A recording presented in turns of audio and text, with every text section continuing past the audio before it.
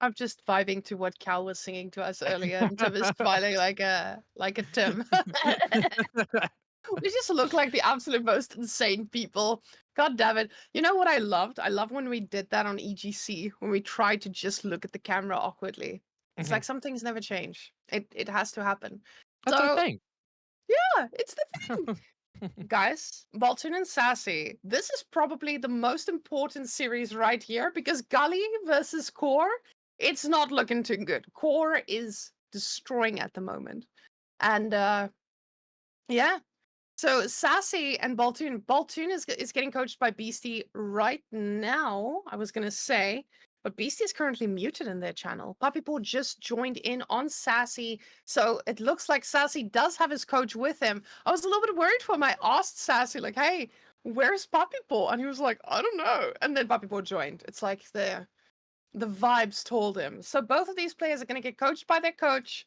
And I think this is probably going to be one of the deciding matches because if Core is already leading 2-0, Beastie's team needs to go 5-0 in this one to actually take this because this is going to be a destruction otherwise. And Puppypaw might make it through. Right now, I believe the score is 9-8.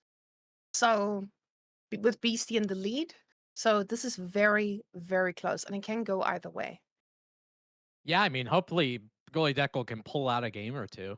You know, even if he just does one, it's 3-0 for Core now, as we see. So goalie Deckle, at least get on the board. You know, if you try to get maybe one, maybe you can win the next two, whatever the case may be, just to try to get yourself in the driver's seat for Beastie. You know, as we can look at the score right now, you did accurately say it's 9 to 0-0. 9 just because Ooh. of a core being 3-0 and getting that one. So, with this Baltoon and Sass, will Baltoon have to go 4-1 to make Beastie advance? If Core 5-0s this, that's going to be the situation.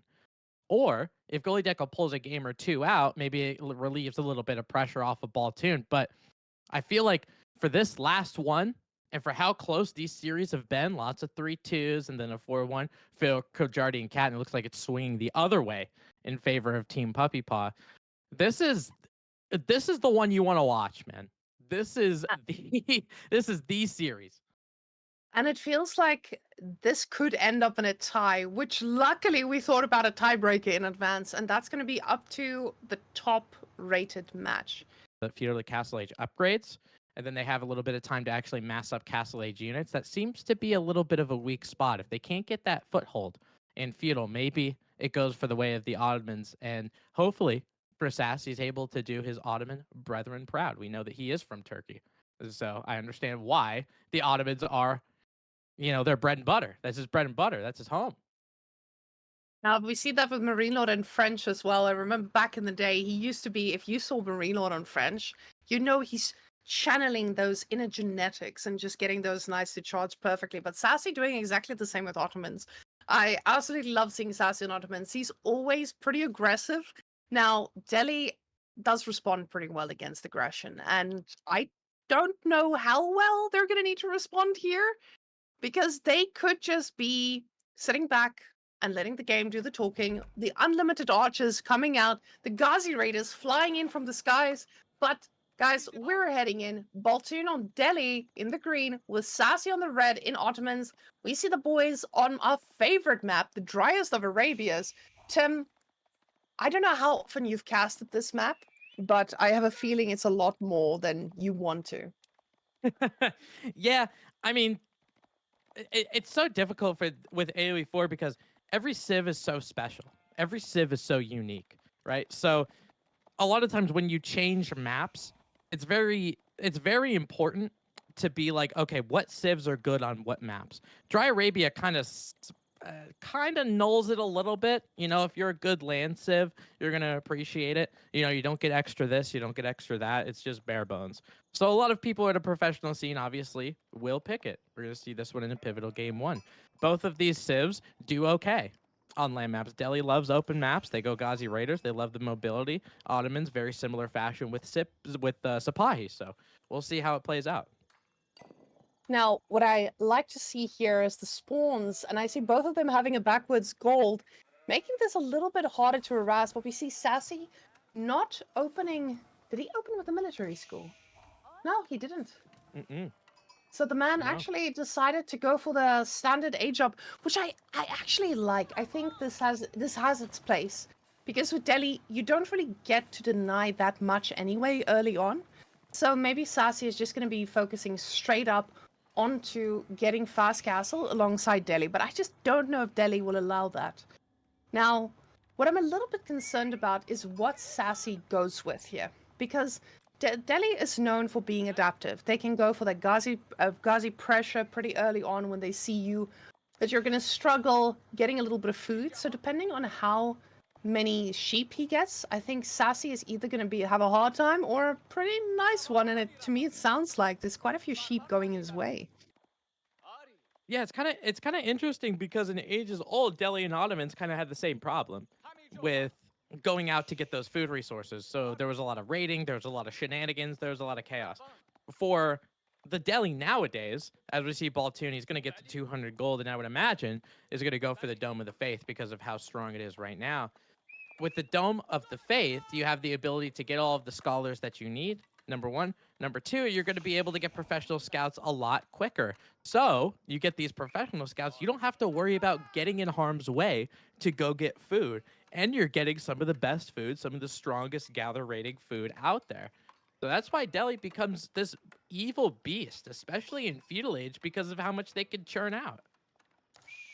Now, thinking about the Dome of the Faith with Delhi, I just love the fact that you get those prelates for the cheapest in the lands. You can just pump out so many. So even if you decide to be aggressive, they come back, you heal up, and it's all good in the hood. But with the twin minaret matrice, you have that safe food source. And I guess with his gold being that far in the back, he does feel pretty confident in doing so. We can see that the berry bush, he's got a protectable area there with the food on the left side, but I feel like in this case, Baltoon probably got the MarineLord spawn between the two of them. Oh my god, yeah. Look at that. I mean, his woodlines are a little bit forward, but that one that's a little bit northwestern is pretty close to a starting town center. But you're absolutely right. Berries in the back, gold in the back, stone in the back. Oh my god. Who'd you pay for that one, Baltoon? That could set you up right for game one. Now, Baltoon is getting ready to show us the pace of the game. Seeing, just by the way, as far as I can tell, by the way, Gully is looking like he's fighting back against Core, so Core might not have that walkover we talked about earlier. Now, Sassy did pull off of gold, and this is something I want you guys to notice with a lot of those boys on wood. This means he's going to be a little bit more aggressive. I say that, and it looks like he's back on gold, actually. He's like, hey, I do not need all that stone. I got just enough. I'm going to get one military school and try to put pressure as hard as I can. Yeah, and even if you don't go for the military school in Dark Age, just getting them out as soon as possible is really important, right? Because that's your what we talked about in the series prior. That's the quote unquote economic prowess that you have because you're getting those you're getting those military units for free in the form of resources. So making sure he's able to do that, and then if he has the potential to get more stone later, he might end up with it. But he's gonna need a decent amount of buildings because you have to compete with the Delhi efficient production.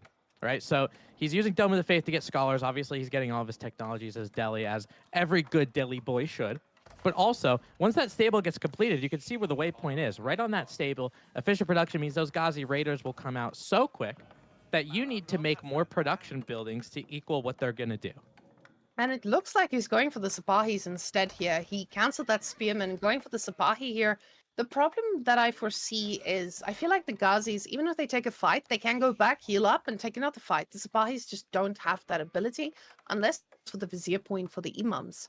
So we'll see if Sassy decides to go that way and try to out-heal the healer, or just try to keep out-pumping the healer. And I think most civilizations have this question. How do I outmatch the amount of units that Delhi can pump out just because of these scholars? And I think we might need to ask Sassy for this answer, because maybe he can answer this, because I cannot. I struggle. I'm usually very nervous when I play against these, because this is just such a heavy mass of units that goes your way. But we see 3 Sapahis in queue for Sassy as well, 3 Ghazis on the field from Baltoon, and that's what I mean. Sassy is still building these, but Baltoon already has them out. And he definitely does. You know, you saw him. You saw the extra stable that he added, right? Just to kind of keep up with Baltoon. So you're absolutely right. And he's going to be able to pump out Blacksmith's obviously going to help a little bit of that production also. But very important to make a note of, as I'm sure he has this out of the military school, I would imagine. But you got to pay attention to the meta. You got to pay attention to where the meta is, because the Sapahi getting that extra attack speed from the meta could really, really help you in this matchup. So just because Baltoon doesn't go for Tower of Victory, it doesn't work on horse units anyway.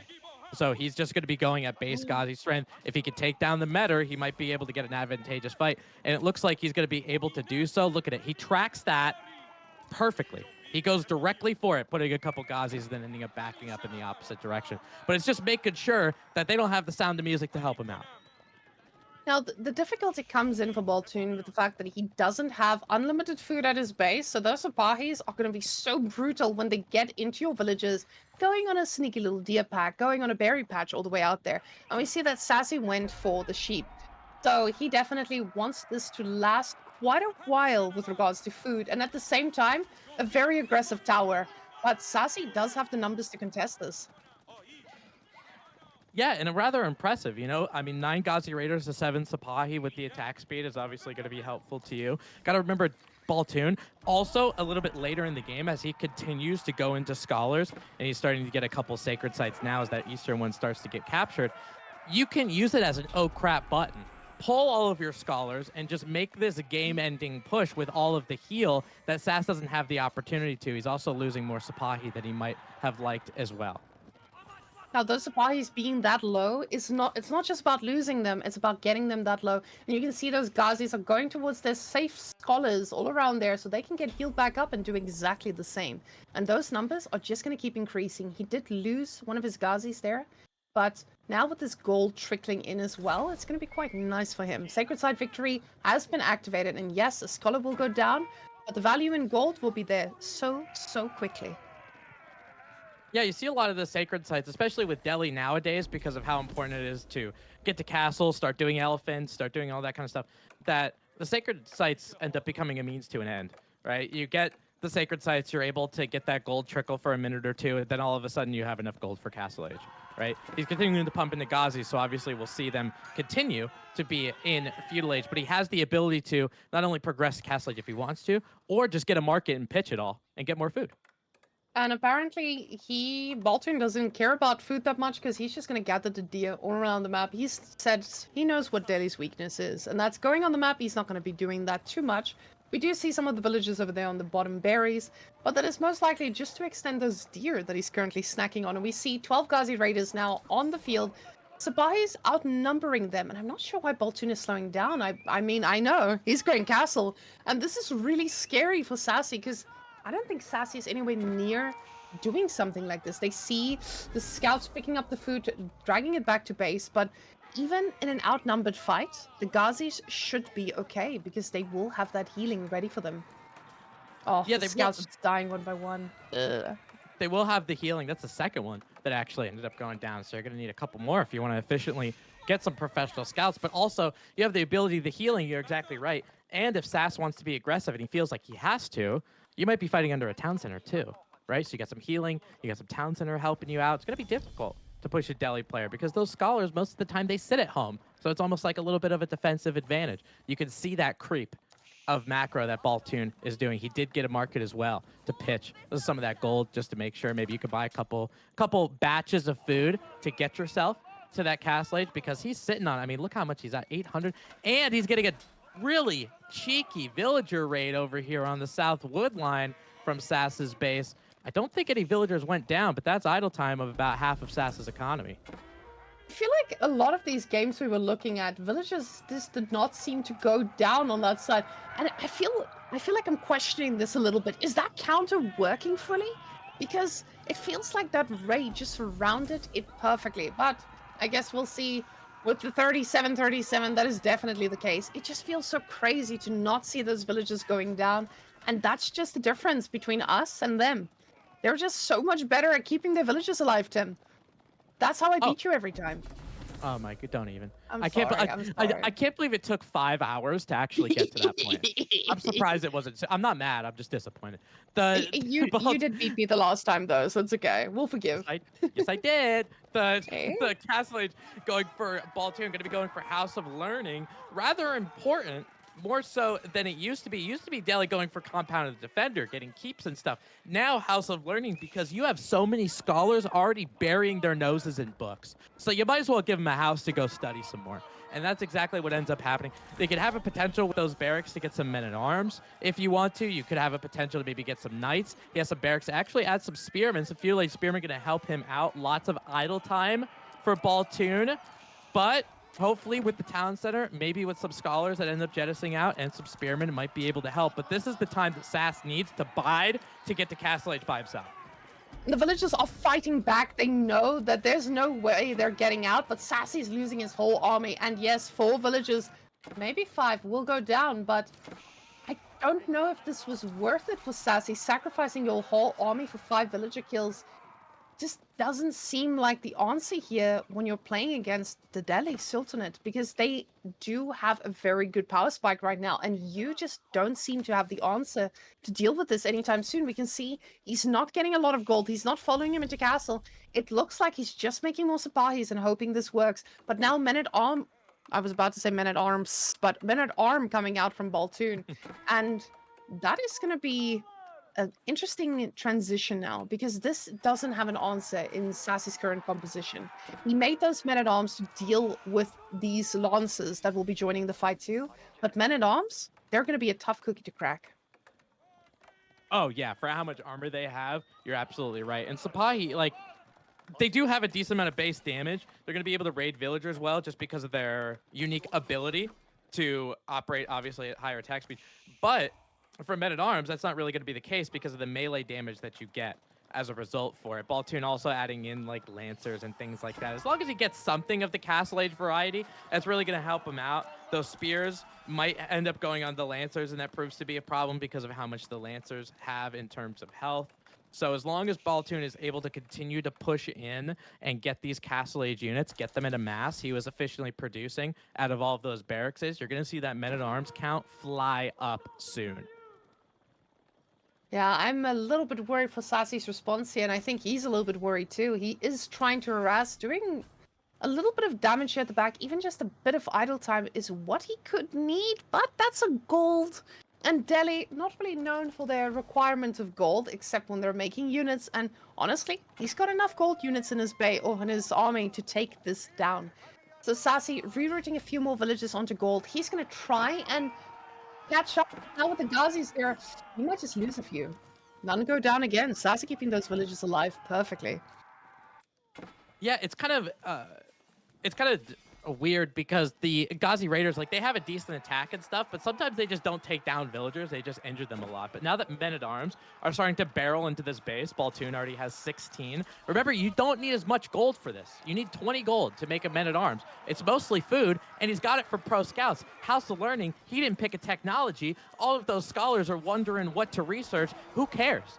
Based on how much idle time that Sass has, these villagers are not going anywhere. Men-at-arms, he's got no answer for. Whamen, I hate to call it early, but that's your ball game. Yeah, at this point, Baltoon is doing the damage that Sassy thought he could do to Baltoon, but the death blow damage is now in Sassy's base, and Ottoman's, his signature civilization, will be going down. Beastyqt and Baltoon leading them to a 1-0 victory, I would say. I don't want to call it too early as well, but this is 18 idle villagers. You know, And he's already dead. Stop.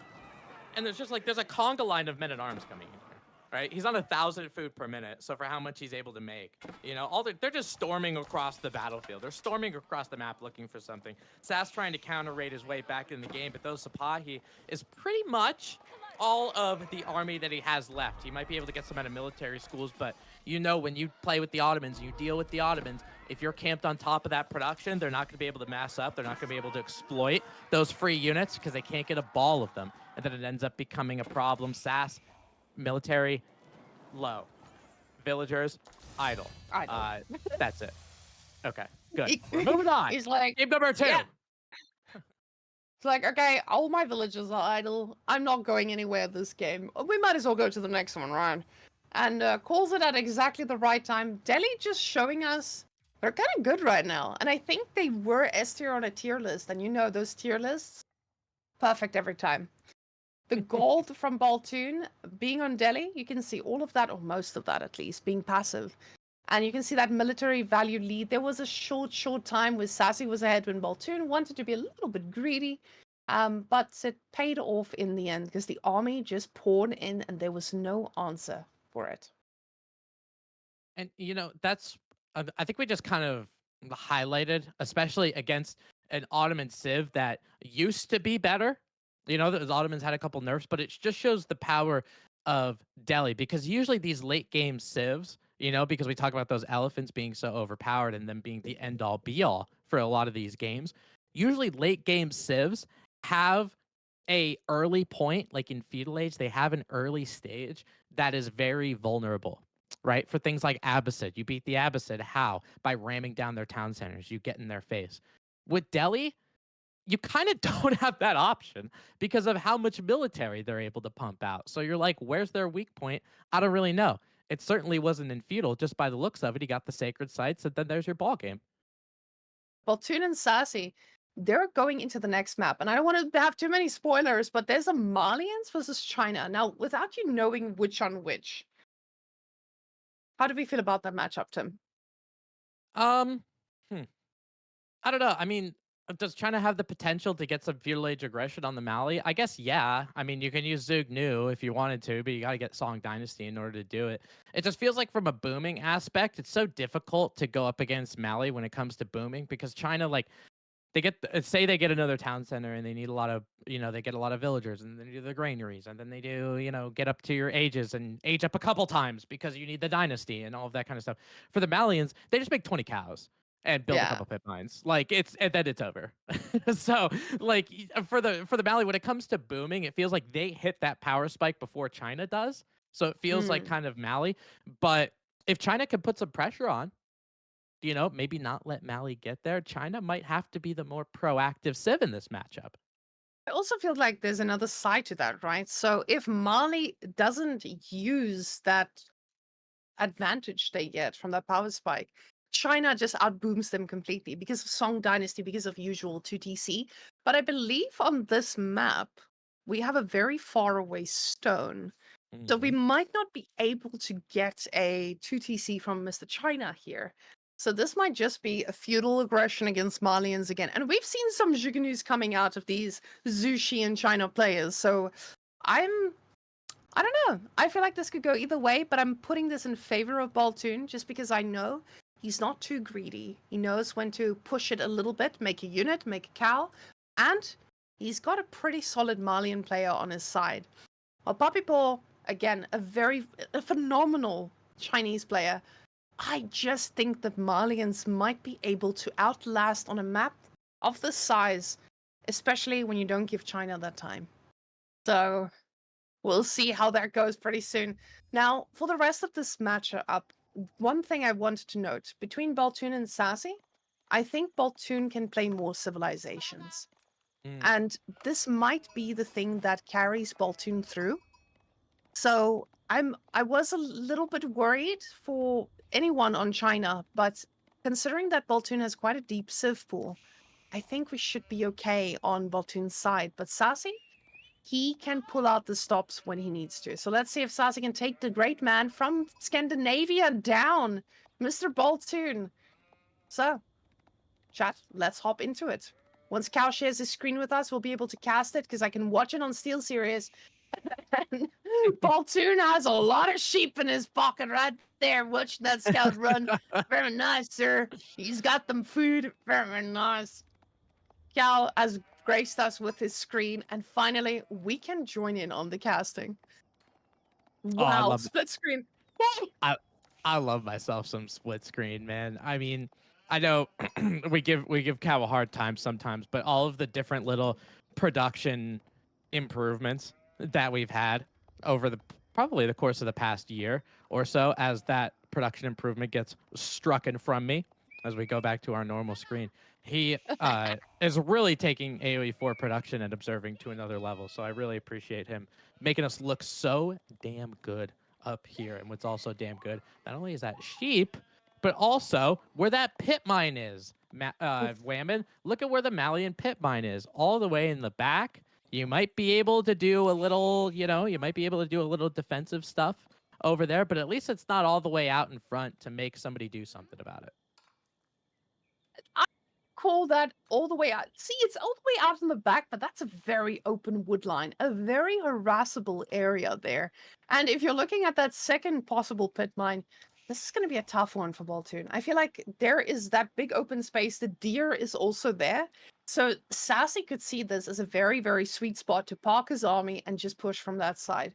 So I don't think it's a bad gold spawn, but I think the wood line is making this not as optimal as it seems.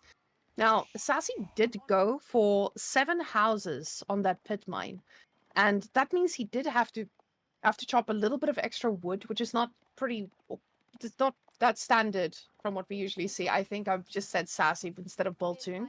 But yeah, Bolton went for that extra bit of a house to get that extra gold. And this could just be because he wants to get upgrades. It could be because he wants to start that cow booming earlier. But the Imperial Academy is coming in hot. And it looks like it's going to be Song Dynasty because they're not looking at moving anytime soon. The age up with Monza Quarry with 5 villages. So that means pretty standard age up timing. And the villages are being pulled to get that wood and start the Malian boom train that we all hate and know. Yeah, I guess you hate it if you're playing against it, right? If you're playing with it, you're like, yeah, I'll take some cows. I love steak, dude. I'll get some of those. But it's really interesting because with the Malians, they're really similar to how I feel about the Mongols. Is the spawn gets so important, because you talk about the gold that's over there, but you also have the second gold on the opposite side. So that means you have to defend different areas, but maybe it means that you're not focused on just one singular point of interest. So we'll see if Sass ends up doing something about that. Going to be going with some wood. I saw one of the messages in chat for No Second TC. Coastal Cliffs does not spawn with that home stone, as we kind of talked about. Look at where that stone is. It's all the way in a nether region, so it's going to be difficult for him to do that. Now, Puppypaw, being from Canada, he's very, very used to having to go quite far to get the resources. So maybe behind all of this, he still feels confident being in Sassy corner. But no, I think Sassy is going to make this a 1 TC aggression. The Chinese have that ability to just pump out more villages, and I think this is going to show itself pretty quickly when you start pushing, because you're just going to have that slight edge, especially with the Imperial officials also watching their villagers, making sure they work, because when we watch them villagers, we make sure that they drop off more resources. And that's exactly what China will be able to do to get that pace going. Now, Baltoon, he needs to find a way to deny this. And we see him going for his initial upgrades pretty quickly, like most Malians do. And we'll see soon. Oh, as Cow is pointing out, we're going to be getting some early shenanigans. This is going to be a 1 TC aggression from Mr. Sass here. So will Baltoon be able to match this and defend himself? I don't think he's thinking about units just yet.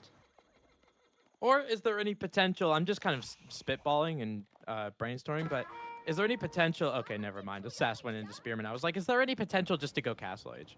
Right? And just like take the fight to him in Castle Age, but you might give Baltoon just a little bit too much time. So he's going with the Spearman. Hopefully he'll be adding some ranged units as well. And as the Spearmen start going out and they're going to try to find a pit mine or something to take down, it's very interesting for the people that play China. I say this on my stream a lot, Whamen, and I'm trying to get in the headspace because when you sit down, you want to play a video game, right? You want to play Age of Empires 4.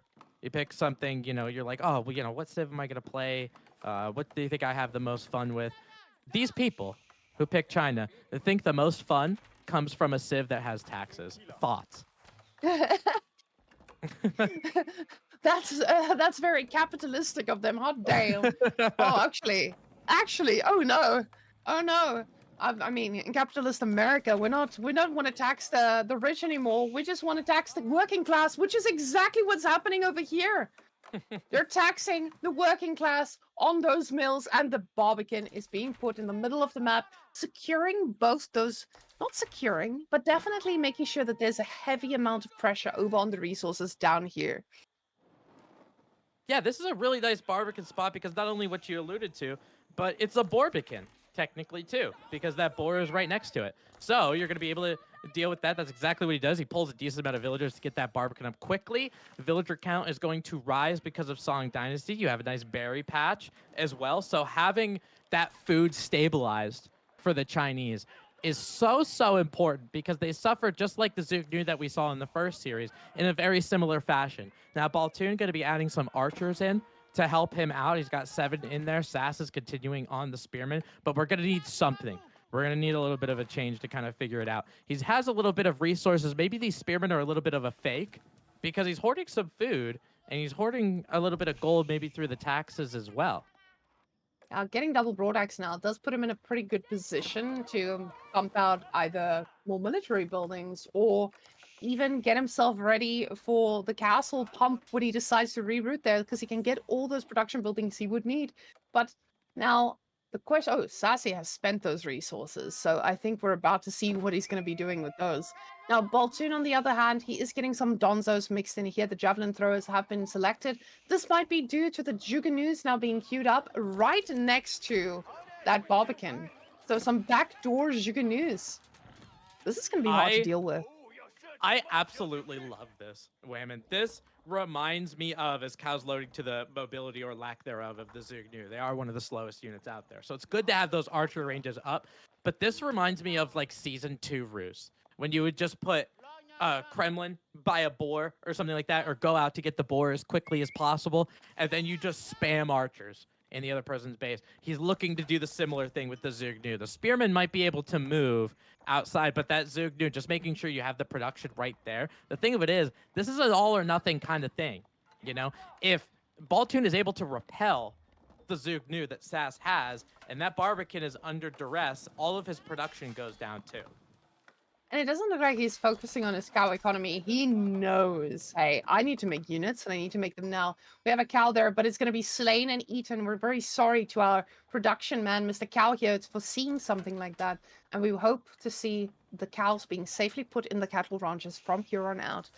So the archers going to be really important in dealing with these spearmen, but the Juganoos, they're going to be the real problem here. They're about to face check a Barbican, though, and I would like to see the javelins doing that instead of the archers, but he's going in strongly. He does see it and only takes one shot.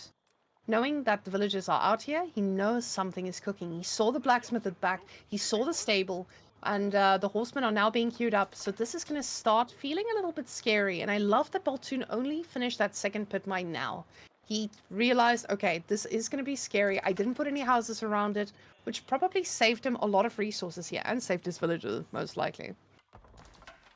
Yeah, I think it's a good strategy for Baltoon, and he wants to be a little bit defensive too, adding those walls on the northern side. For Sass, he has got to pump out these units, and he's got to do it as soon as possible because the Malians, they're the ones that are trying to boom behind this and get cattle and pit mines and all of that kind of stuff. But Baltoon has more units right now. This is the time when Sass should have a majority on them. I get that he went Song Dynasty, but Baltoon did such a good job of understanding that he's going to need to defend himself first before putting off this boom, because you could try to be greedy, you could try to boom as quickly as possible, but if you're dead, I don't really care what time you got the corral, you're still dead.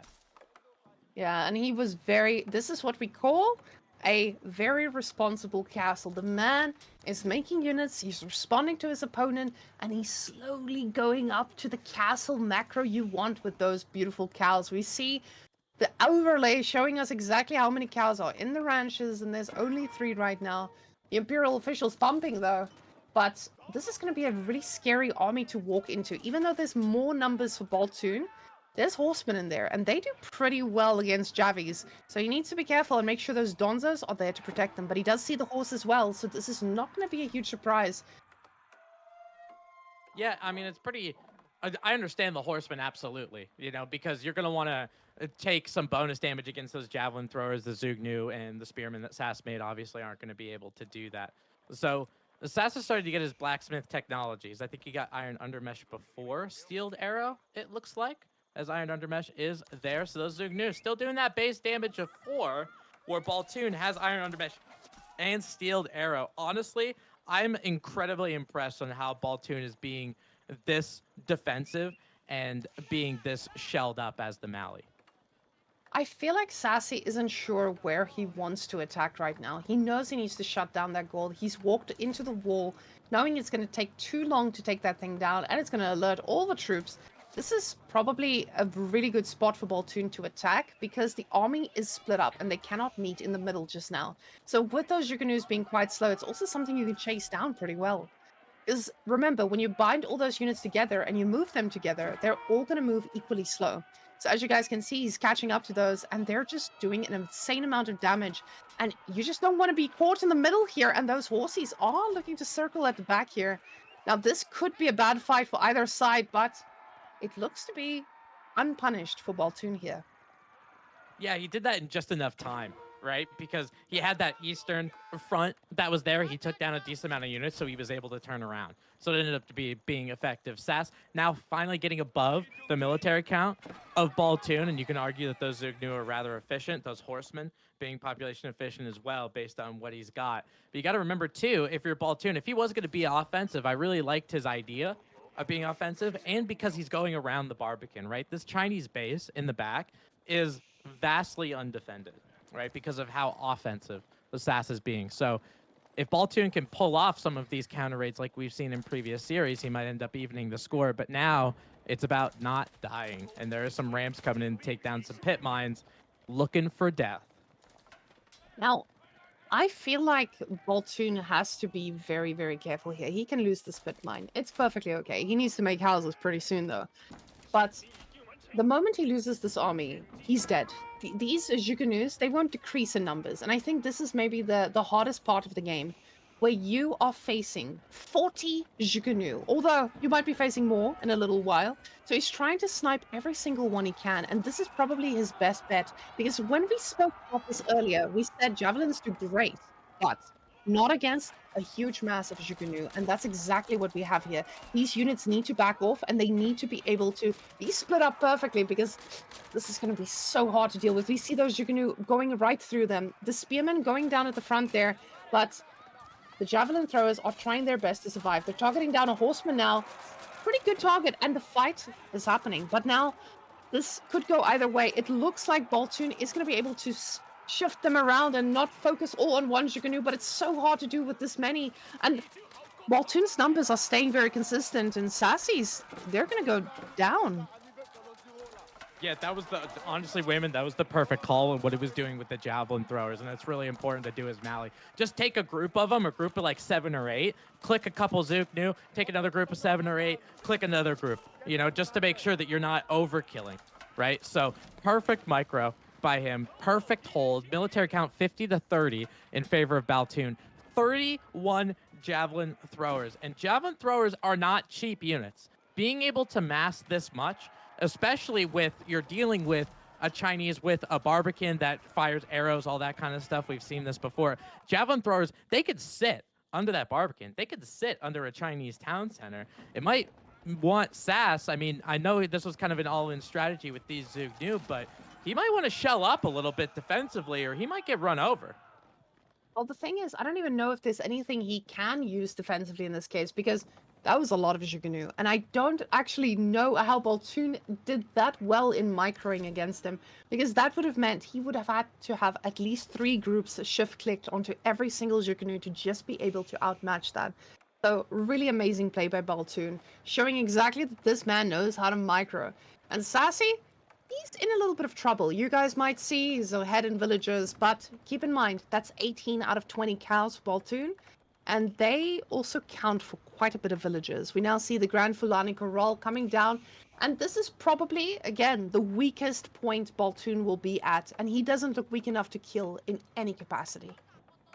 Yeah, and I think this is the point where Sass is making a transition, and we could see him doing that, right? He stopped queuing up units. He's starting to macro up to castle himself, and will most likely hit that button as quickly as possible. Second boar will be going for Sass. So he's using all of the resources because of the Barbican, because of the offense that he did. He was able to take the resources that were given to him on the map and will be going up at the astronomical clock tower. We talked about javelin throwers being pretty strong, but if you deal with a bunch of fireworks from those nested bees, those javelin throwers can go down in a hurry. Yeah, the one way we used to deal with Malian units, and I remember Reddit threads about these, people would just say, how do I deal with this mass?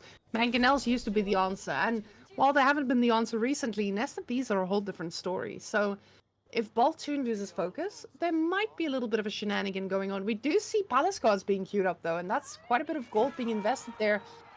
And I don't know if Sassy has a plan here, because with those palace guards, you will be able to run around, do a bit of damage in different places because they are a little bit faster. But I'm very worried from the nest of bees being queued up now as well. He knows there's a mass coming, but keep in mind, Sassy doesn't have safe food. He's everywhere on this map, and Baltoon has a bunch of cows in his base. Yeah, and that's kind of the difference, right? Like this late game food economy from Sass comes from granaries in China. For Baltoon, it comes from cows. Well, he's got cows. Sass doesn't have granaries. And this food that's going to be on the map, it's going to run out 7 villagers on food, that cow is alluding to, and 1,000 food per minute. Sass obviously getting more, but for how many villagers he has on food is pretty crazy. So he's going to need to allocate those or find some different food that's around while dealing with this mass at the same time. Those palace guards might be beneficial. They might be able to help out, create a little bit of fodder for those javelin throwers to hit. But with Baltoon making those Musafadis, I don't know, it might prove to be challenging. Look at where those archery ranges, Whamen, are from that Barbican. Those Zugnu, because he needs Zugnu to deal with things like Musafadis, Donzos, and stuff, they're so out of position. It's really tough. It's going to be so difficult for him to get those together. And once Baltoon realizes that all his production is localized over there, he could shut this down instantly. The Nest of Bees trying to get a shot off, doesn't hit anything. The ground in shambles right now, does get a second shot off, but not too juicy just yet. Yeah, you're Ooh, going to the need a couple Lancer. more of those, right? I mean, the Lancer's going to be able to at least attempt to take down the entire Malian Empire, but end up falling short. Palace Guards going to be running up front to try to bulk and take hits from some of those javelin throwers, but the DPS of the javelin throwers, the amount of base damage each throw that they have on, those Palace Guards go down pretty quickly. You saw all of them go down. They're trying to chase. They do have that increased speed, but with the massive jabs that are there, you're really, really going to need siege if you're going to take this down. One beehive is not going to do it. Yeah, he needs quite a few beehives to make them melt, but unfortunately, I don't think he's going to be able to do that for too long.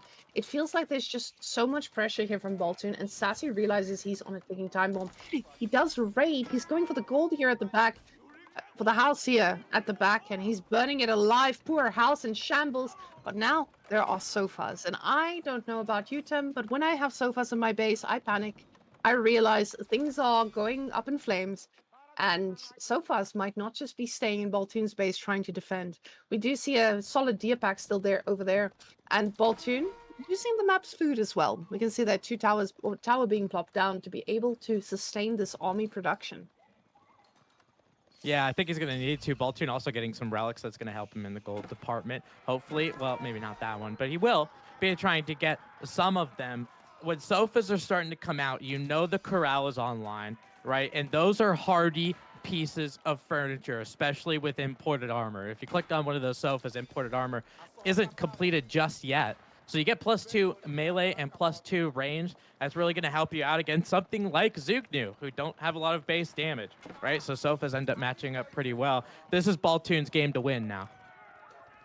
And Baltoon is looking for a way into harass a little bit. They try to fight the Barbican, realizing, hey, that's a building. And it's a little bit rough. We don't need to fight that. It's not going to give us anything. So he decides to go for where the villages are. And that's usually what a player would tell you. Where can you hurt them the most? The Barbican? It's not going to hurt him at all. That's where his production is, sure, but they're going to have to cross all over the map to get there. Sofas just patrolling and picking up what they can. Those sofas, like you said, once they get that armor and they just got it, this is going to be a lot harder to kill them. Oh, yeah. I mean, it's something that horsemen aren't going to cut through, right? Horsemen aren't going to cut through it. Palace guards aren't. Spearmen are going to be okay, but you got to remember sofas do a little bit of extra damage to infantry, right? So having the spearman, I mean, technically it is a counter, but it's not as hard of a counter as it usually is for horsemen or knights. So he's going to need some crossbowmen in the back, and it looked like Sass is having the ability to do that. Did shell up in a wall over here, which is going to be very effective, and then starting to do, well, oh, there we go. A little bit of a granary transition just to make sure you have enough farms to sustain yourself through the late game. And now Sass is at a point where he's got about maybe a 4 to 5 minute stretch as he's doing this to not die. The problem is, even with those farms up and running, it's not enough to sustain an army to take down what we're seeing in front of us. This is a very, very scary Malian army, and it's not going to get smaller. We're at 175 pop already, and you can see there's a ton of stuff still in queue. Baltoon is pumping, and he's not looking at stopping. He's getting +2 range defense now, and this is going to be so hard for the Jugunu to do any damage. He's getting into crossbows right now. Nest of Bees, another one being locked down, and now all of these archery ranges are going down. Look at Baltoon's use of resources too. I mean, he's sitting on like 2,300 food per minute. This is this late game Mali kind of economy that we talked about previously. But even just with how many resources he was getting, I looked at his resources and he had like maybe under 500 between all four of those resources combined. So he is churning. He's going to get to a point where he's pop capped. He needs 10 more population to do so. And then all of those resources, he don't have anything to spend it on. And then we see an Imperial Age. For Mali, this is the power spike here. This is where you end the game. And even if you take this mass out, Whamen, they're just going to come back. With more, Right. stronger ones, a more optimized army. Because as we saw, he did get poison arrows as well. So those javelin throwers, even if they all die, they're just going to all come out back as archers. Now, look at Baltoon's resources. As Cow is showing us, he's going to go for Imperial now. He says, I'm almost max pop. I might as well just do it. Let's see where he's going to put down that keep. Because this Horde of the Archers coming down, securing that gold there at the top. Definitely a very powerful position, because this does open up that whole Chinese base on the right side. Oh, Yeah. Sofas are flanking. Uh-oh.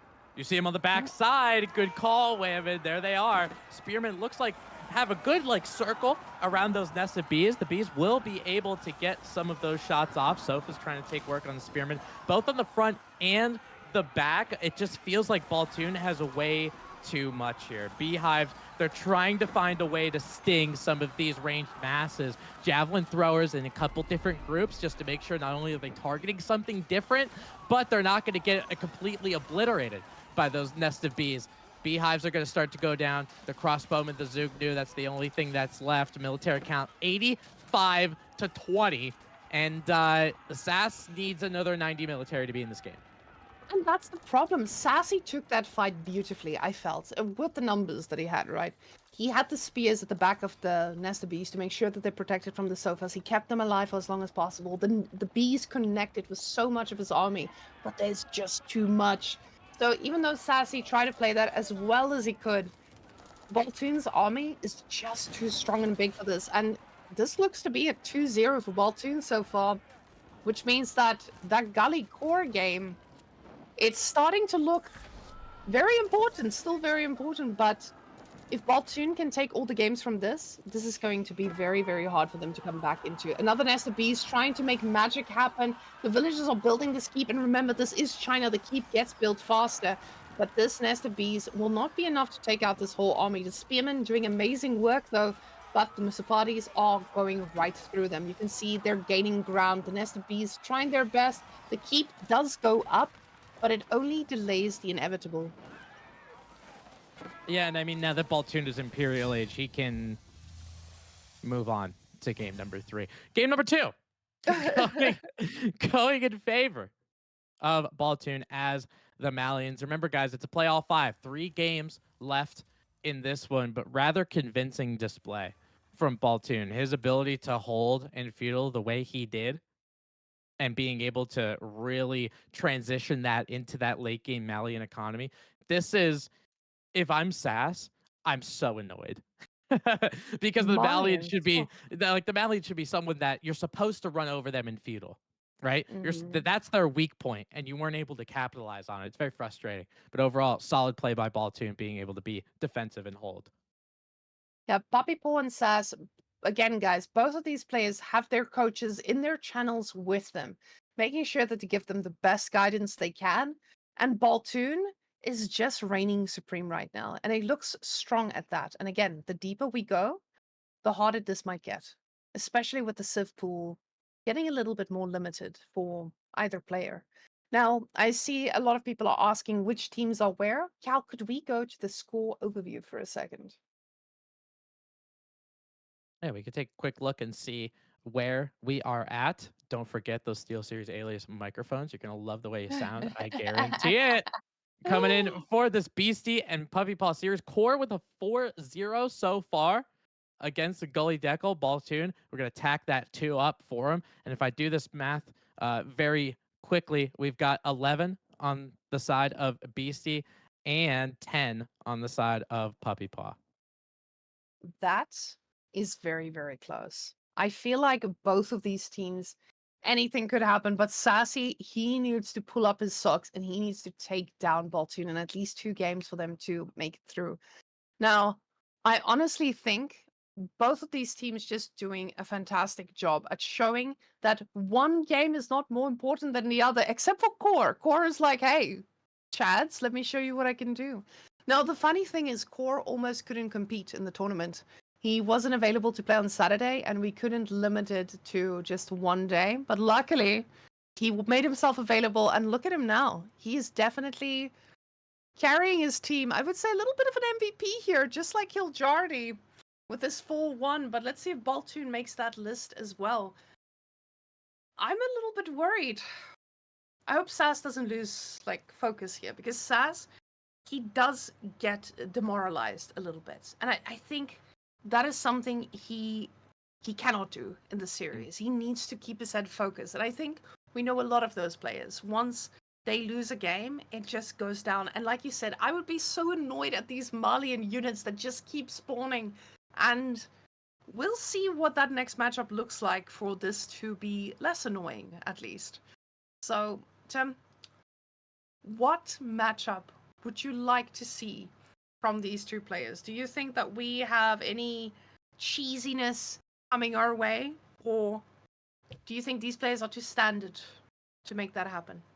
Well, you want to know what's really interesting to me is there's a big shift in a couple particular civs between a team game meta, because we saw the past EGC tournament winner team championships, the 2v2s, to what we're seeing today in 1v1s.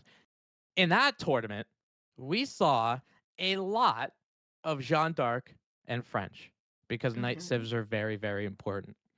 I have not seen Jeanne d'Arc and French the entire day today, and I'm not sure if they were played at all yesterday. And it just feels like the French and Jeanne d'Arc, for the first time, probably in AoE 4's conception, where they're in. I don't think they're in a very good spot. I learned to play this game as French. I love French. I love Royal Knights. I love slapping down villagers. It's a lot of fun. They Mm-hmm. just don't seem to be in a good spot anymore. I don't know French though. JD, yes. So did you put French under that blanket as well? I kind of do. Yeah, because a lot of the really good civilizations that people are picking, especially in 1v1s, you're talking about people like Abbasid, and you're talking about civs like that French didn't really have a good matchup with anyway. And now those matchups ended up getting worse. It's like I don't really know what place I would want to have them in. Well, I really feel like keep in mind Sassy is a raiding player. If Hmm. I could see a little bit of JD or French out of him, I wouldn't be surprised, because he does a really good job at that. But at the same time, I've seen Baltoon raiding with knights. I would be shaking in my boots right now if I saw Baltoon picking a knight civilization. Because Sassy, he's great, but Baltoon, I feel like he's got this look in his eyes that just mean defeat and death to his opponent. So we're seeing a knight civilization from both of them, a Rus versus Rus. And thank you guys for serving us a platter of knights. I think I just died and went to heaven. This is it. A Roos mirror. This is High View, is it? What is this? What map is this? This is Pigeon's View. Pigeon's View. Excuse me. Yeah. All right. Well, we're still 'Cause- high because pigeons are flying and all that kind of stuff. Okay, Yeah. so we're still up there in terms of altitude. The roost mirror, I remember how it used to be, and it used to be a lot of fun because Hmm. back then you would have a fast castle and then fast castle, and then one would make horse archers, and then the other side would make horse archers, and then you just beat the hell out of each other with horse archers, and it was a lot of fun. With Abbey of the Trinity, and you had some warrior monks, and then you could add like some knights in there if you want to, or you can add like some horsemen in there or whatever, depending on what your situation is. It feels like just because the way Roos plays now, with we're Hmm. going back to Golden Gate, we're going back to Pro Scouts and Fast Castle and all of that kind of stuff. Are we gonna see horse archers just pew pewing each other in the face this time? I know you're a big fan of horse archers, but please don't make this a thing. I cannot deal with more horse archers on ladder. They're annoying and they're so tough to play against. But honestly, I don't think Baltoon and Sassy are the kind of guys who would go for horse archers. They are too honorable, Tim. So, Tim, do you use scouts or do you lose them to the TC? Because Both. this to me, it feels like there's a little bit of pent up hate towards TCs and scouts and not having vision. So, where are your scouts, Tim? What do you do with them? So usually I go get my sheep, in the beginning of the game, as we Yeah, all do. You yeah. get your couple routes. And then once I scout the map, I deposit the last sheep that I have from the town center, and then the scout sits there until next game. Same. I also ban this map unless I play English, in which then there will be towers everywhere. But guys, I have a feeling that we're about to go in. I hear some sheep noises. I hear some roost scouts. Ladies and gentlemen, it is the matchup with the most even win rate in the game. Roost versus Roost. And we're already seeing, I believe, to be a derivation. As Baltoon goes for 2 hunting cabins, I'm pretty sure Sass over there, I'm only seeing one out there. I only see one red dot. So it depends on how many scouts you end up getting. I've noticed some people, they're kind of going away from 3 scouts now, and they're mostly going for 2. I kind of like 3, especially in a really high stealth forest situation. Getting those 3, especially with trying to get professional scouts a little bit later, it might prove to be an option. You can see a little bit of a macro discrepancy in SAS because of that one hunting cabin. Just means that you are not going to have the ability to get that 400 and 200 as quickly as possible. You're going to be hanging out with the food. You got to be waiting for the bounty a little bit. And also just because he did not get a second scout. So scouts are still 2-1. Now, with the scouts being 2-1, I know with that extra scout, you usually, the Golden Gate coming out. We'll see the next one in a second.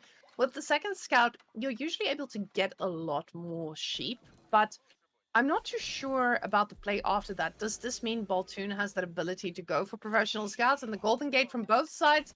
No crazy shenanigans today, they said. We're just going to play the standard old Golden Gate build, but now we're going to see if this includes professional scouts. Yeah, I mean, if you don't go for that, then your pro scouts just isn't as efficient, right? It is kind of nice because both on this map for Baltoon and Sass, they have a deer pack that's in the back, right? As we have a photo finish going for the Golden Gate. It Very looks like nice. Sass is going to come just about ahead of this one. I'm thinking just in terms of number of villagers. Sass got 5 on it. I see 3 for Baltoon. So it'll take a little bit more time. But also, remember too, if he does get some scouts later, you don't really want to get them now because if you're getting pro scouts, you want to spend your hunting cabin having some time to actually research it instead of getting scouts, right? So you try to get them as early as possible. No, I love this view. I think we really get to the deep understanding of the game watching these buildings go up as fast as possible. Baltoon going for a more slow push into feudal, and I don't know what this will mean for him though. Does this mean he misses out on a few of those professional scouty scouts? But no one has the gold in their pocket just yet. With that first one being up, we see stone being bought from Sassy instantly. It's Interesting. Sassy. Is Sassy going for a second TC? I mean, there's no other reason to get stone otherwise. You use your first 2 tickets on it. You take 5 villagers that he went from the Golden Gate to get 10 stone. Then you can put it back in the mining camp. Excuse me. You buy that second one with your gold. All of a sudden, you have your 350. You can send everybody on wood. It's still quick for a town center timing. It's still quick. I'm hoping Baltoon does see this and realizes how to react. If he did click on the stone, he would be able to be aware. But Sass, just because of this deer pack being there, pro scouts, not even necessary. He could just put a town center there instead. I am feeling really, really scared here for Sassy's sake because going to TC is fine. But when you're going to TC against the Night Civilization, even being a Night Civilization yourself, it's a different type of game. The Sassy now, he's got enough stone, he's getting that wood in a sec now, and the scout is at the back there. He's seeing what's going on. He doesn't have that full vision. We don't know if he's clicked on the stone just yet, but he's keeping an eye on this, and he's going to see these villagers come together. Or maybe he's just out of view. Yeah, I'm not actually sure if he saw that. I mean, there were options. You know, if he clicked on stone, he might have been able to. Okay, maybe he did. But this is going to keep your gold safe. Obviously, you don't have the Kremlin's defense to help you, right? So that second TC is going to help. And that deer pack in the back, it leaves like good. I feel like Sass was just playing the map that he's given. You know, this is a very good TC spot, so he's going to be able to put it at there. But it just delays your units so much that you are going to be struggling with these Castle Age Knights running into your base and taking out the villagers. And even if he doesn't go that route, he's going to be playing against someone with a lot of relics. So I feel like the moment you go for the 2TC, you're holding on to the idea of like, okay, I just shouldn't die. And that's very tough when you're playing against a player like Baltoon with Beasty in his ears. And Sassy is going to go, I was going to say he's going to go for the fast castle, but he decides to go responsible and get some food instead. And that's that's kind of the payoff for Baltoon in Castle Age. He's using those to, it looks like he's selling a little bit of wood to get some of that gold. You could also buy some food, which I think he just did with that most recent ticket. Yeah, no gold whatsoever. He's relying on bounty. He's using the Golden Gate, which is pretty stereotypical of a Roos fast castle. But for Baltoon, because of all of this passive income that he gets from this, the Golden Gate obviously giving him a couple extra resources, the High Trade House, that's going to help him out in a rather delectable spot. Castle Age Knights are going to be able to shield a lot of TC fire. Yeah, that could have been a spot too, Cal. I definitely agree with you. Could use Castle Age Knights to get there, Warrior Monks to get the relics also. And Baltoon, because he gets to castle, he gets handed this. Sass needs to get the stuff for the resources for a town center, and he needs the 6 or so minutes to have it pay off. The problem is, if Baltoon doesn't feel like Canada is going to do that, we see he's instantly going for a stable. And Sassy, though, I think doing the right thing here, getting the walls up. You want to slow down the game as much as possible. You want those 6 minutes to tick by so you can get those resources you just spent. But the scout is going to make this a little bit annoying, just standing there in the middle of the wall. And this might delay it a little bit because it's about to come up and the first knight is about to come out. So this guy might sneak right in. He does need to wait for upgrades though. And the gold, it does seem to be at the right level to get those knight upgrades, but not to make another knight. So it's not going to be instantaneous. Yeah, it's kind of interesting how much gold you need as Roos when you hit Castle Age, especially with High Trade House, because not only do you need the knight and the knight upgrade, which costs that little bit of gold, which he does get a knight and the upgrade, you need the gold to make sure you get a warrior monk, because those are 200 gold. So it looked like Baltoon, he was trying to get something, that knight upgrade, ends up stopping it just to make sure he can get that warrior monk as soon as possible, and he does. And now if he has the opportunity to get the upgrade, he will, because that warrior monk and getting those relics is the most important thing. But he queues a horseman, so what do I know? I think he just ran back on the horseman. That's Okay, just that's a warrior monk. Yeah, no, he changed his mind. See, that's the interesting thing. He is getting those warrior monks out. He's going to try to get the relics. But this delays that timing push against Sassy. And this gives Sassy that time to react. So, yes, you want to get your relics, but how long does this delay your knights? How long does this delay that push that you so desperately need to deny these villagers? Well, also, I mean, look at what Baltoon is doing, excuse me, with that High Trade House, just handing him 2 relics, essentially.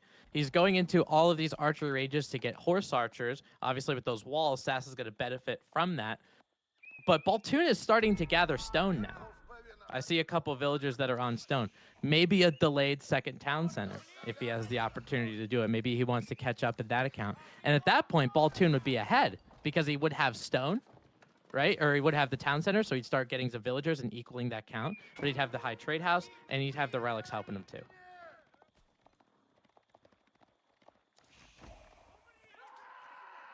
And it's looking like some of those horse archers will be coming out with that knight as well. Some spearmen of the feudal age are just trying to hide a little bit in that stealth forest, trying to make sure there is enough scouting so those horse archers can actually get a direct line of sight. But spearmen, definitely one of the worst things, especially with a high APM player like we have with Baltoon and Sass. If you have the ability to micro this effectively, a spearman will never touch you.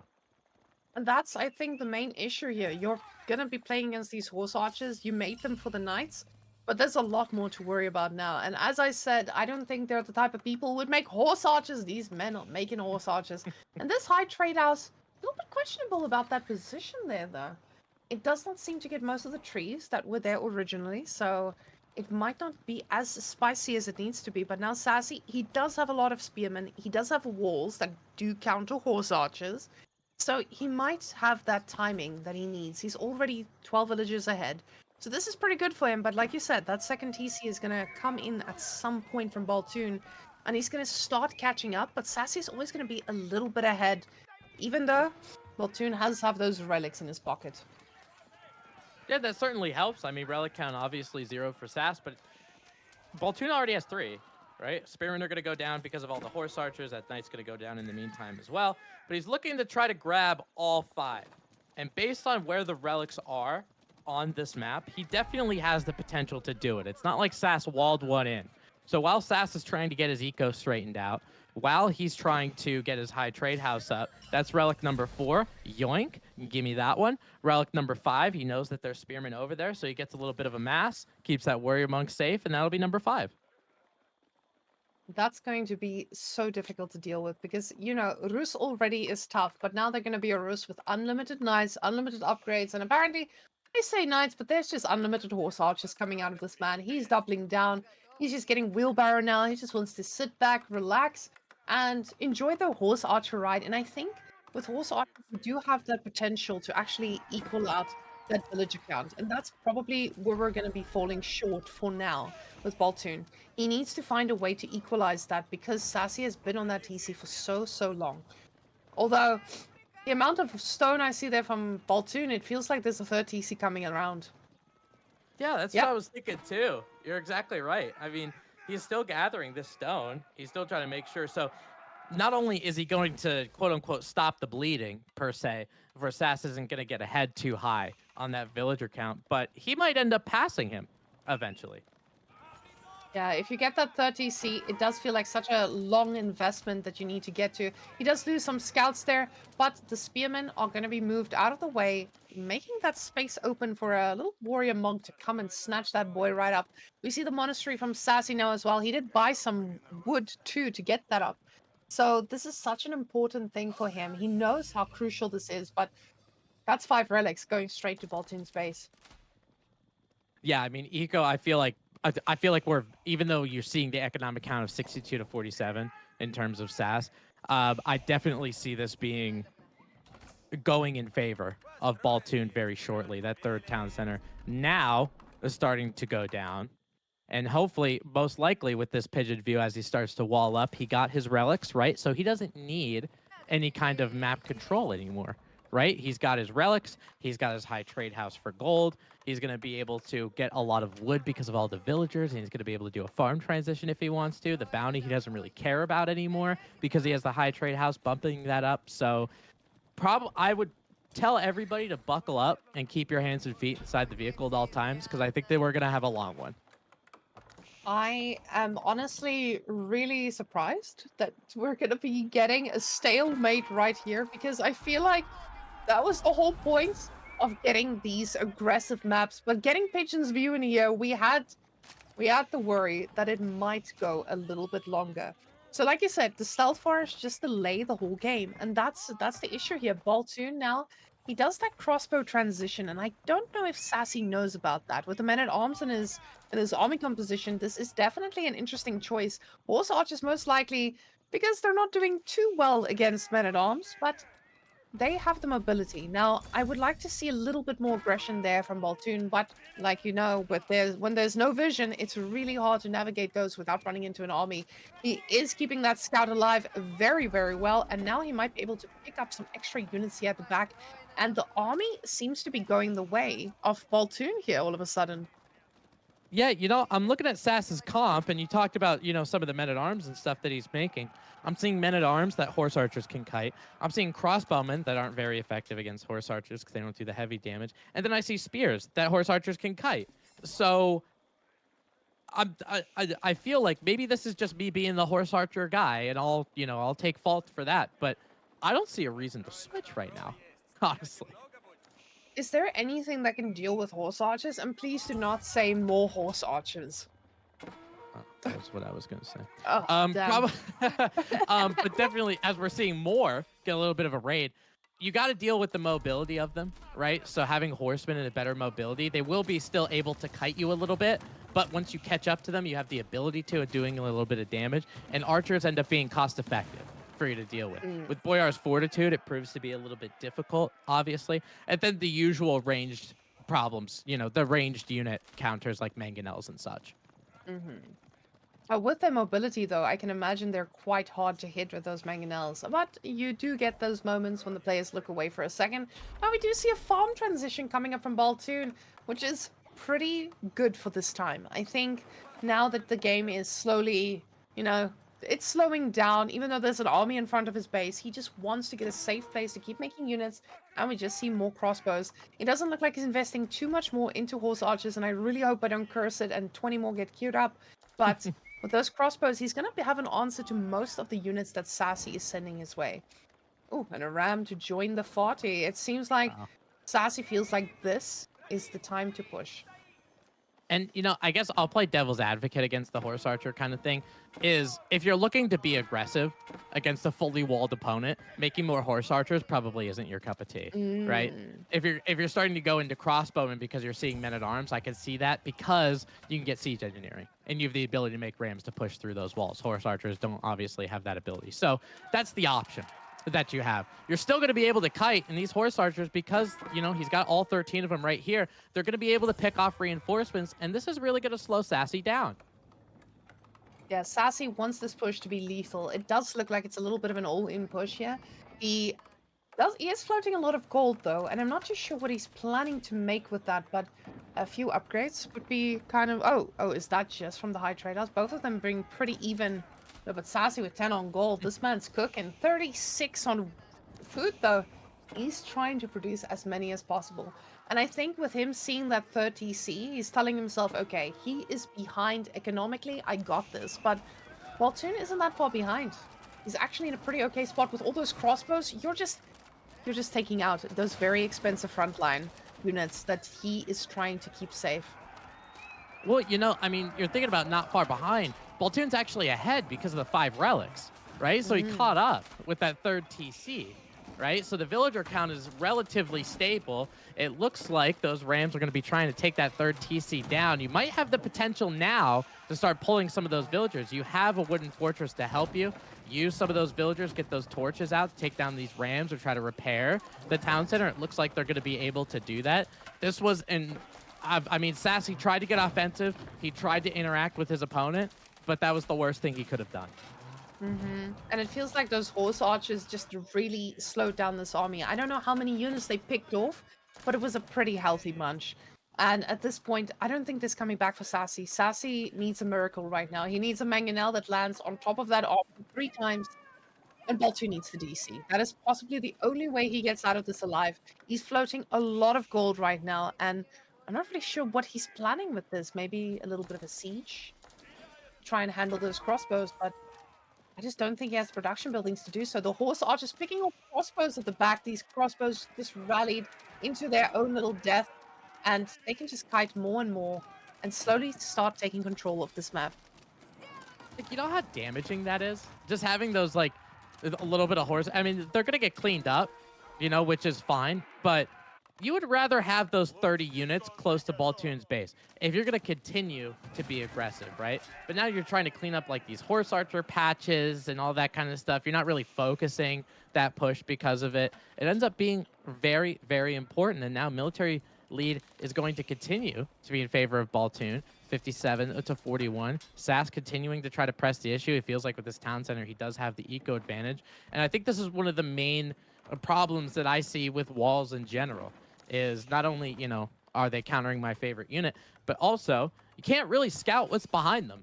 You got to burn them down. So if he goes with a third town center, if he goes with, all of this eco stuff, he could be trading behind this and you would never know because you can't get there. Oh, it's going to be so tough to just respond to anything he throws your way because, like we said before, and like Tim loves to say, the best defense is a great offense, and Baltoon does have that army in his pocket to do so. Although, when we do see those upgrades coming in, he's looking at producing a lot more units. We see his Mangonel now out and Sassy getting another one. So these Mangonels might be coming into play. They're not as potent as they used to be, but they could still change the game. The army count is pretty even, but not a complete win for Baltoon just yet. I feel like a good Mangonel shot could turn this on its head. And the really important thing that Cal was showing there in the middle of the map is vision, right? Baltoon Yeah. has a vision, Sass doesn't, right? So Baltoon does have a scout there in the stealth forest trying to get an idea of what's going on. He only sees one Mangonel, so maybe he's not that scared. Sass is going to pull some of those villagers away because he was trying to get that boar. So a little bit of denied bounty, but most importantly, you might be able to cap that sacred site, get sacred site number 2 and put Sassy on a clock.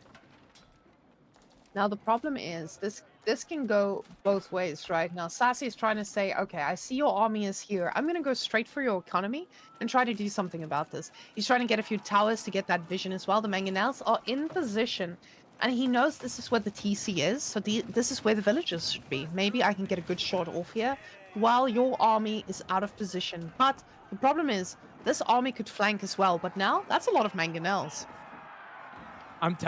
Watching Sass do this, I respect the hell out of this. He's like, hey, Baltoon's sitting in the back with 3 town centers. He got his relic. Sass is going to beat his head against this wall and be like, I want in. You let me in. I want to play.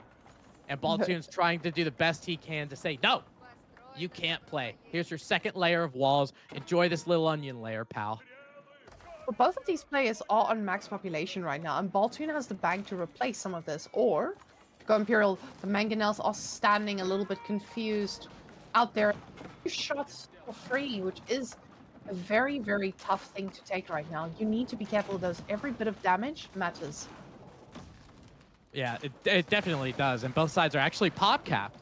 But Baltoon has the ability to go up to Imperial Age, probably because of those relics and that he caught up in the villager count. So he's going to be going up with the high armory. And there's one very important piece of technology as we're seeing the Mangonels litter the battlefields with their stones.